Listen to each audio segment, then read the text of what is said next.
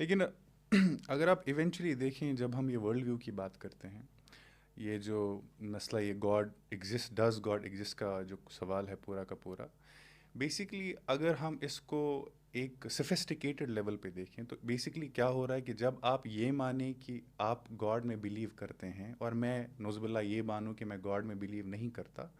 تو جو میرا پورا یعنی کہ دنیا کو دیکھنے کا نظریہ ہے جس سب کو بدل ورلڈ ویو جاتا ہے، یہ بالکل بالکل بدل ڈفرینٹ جاتا ہو ہے، جاتا بالکل ہے. بدل جاتا ہے. اس کا مطلب ایونچولی بات ہے ہی نہیں کہ آپ مانتے ہیں، یعنی بات ہے کہ اس سے کون سے ایتھکس جنریٹ ہو رہے ہیں، آپ ان کن ایتھکس کو فالو کر رہے ہیں.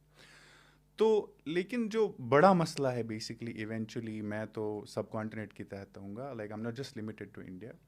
تو when it comes to an ethical view, جو ایک جس آئیڈینٹی کو ہم فالو کرتے ہیں وہ ایتھکس ہمیں کیسے سکھاتا ہے،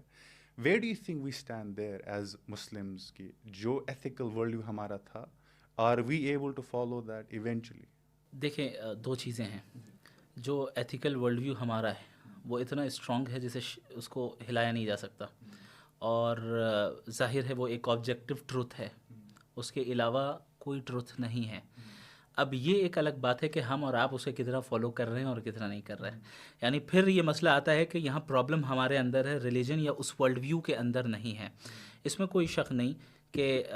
بہت سی جگہوں پہ ہم لیک کر رہے ہیں، اور بہت سی جگہوں پہ اخلاقی اعتبار سے اور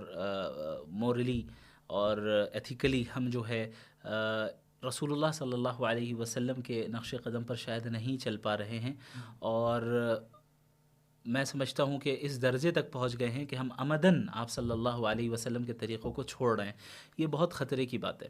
چونکہ اللہ کی جو نصرت اور اللہ کی مدد اور اللہ کی تائید کا جن مسلمانوں کے ساتھ وعدہ ہے، یہ وہ مسلمان ہیں جو اللہ اور اس کے رسول کی اطاعت کرتے ہیں. ہمارے ہاں ایک چیز یہ چل پڑی ہے کہ مسلمانوں کے جو سوشل ایشوز ہیں اس پر بڑے زور و شور سے لگے ہوئے ہیں، اور اچھی چیز ہے، میں نہیں کہہ رہا کہ نہیں لگنا چاہیے، لیکن اللہ اور اس کے رسول کی اطاعت پر ہم اسے ترجیح دیتے ہیں. یعنی کوئی آپ کے سامنے کوئی ایک نیا مسئلہ آ جائے اس امت مسلمہ کے سامنے، تو اللہ اس کے رسول کے دین کی اطاعت اور اپنی زندگی میں ان کی سنتوں کو نافذ کرنے کی فکر نہیں ہے، لیکن دنیا کے تمام اسباب اختیار کرنے کی فکر ہے کہ جس سے مسلمان غالب ہو جائیں. اب آپ بتائیے،